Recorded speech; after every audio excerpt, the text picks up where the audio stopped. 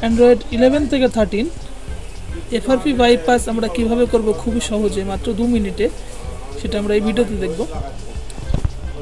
এই মুহূর্তে আমরা এফআরপি বাইপাস করব Redmi Y3 মডেলের, অ্যান্ড্রয়েড ভার্সন আছে 11। এটা আমরা খুব সহজে 2 মিনিটের মধ্যে কিভাবে আনলক করছি সেটা আমাদের দেখার বিষয়।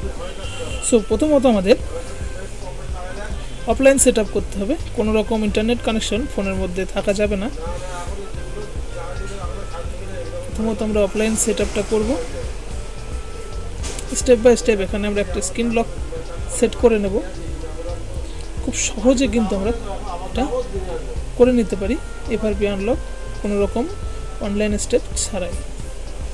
আমরা একটা স্ক্রিন লক সেট আপ করি। স্ক্রিন লক সেট আপ করার পর আমরা পরবর্তী স্টেপে যাব। এখানে নেক্সট করতে থাকবো আমরা। ফাইনালি থিম চুজ করে এটা আমরা সেট আপ কমপ্লিটেড।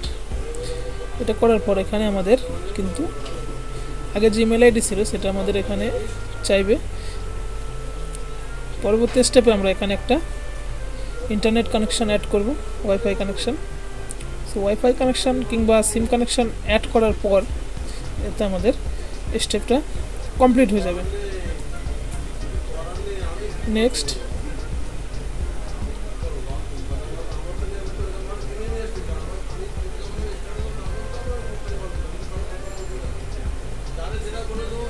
খুবই সহজে কিন্তু এটা আমরা করতে পারি, কোনো রকম অনলাইন ঝামেলা ছাড়াই।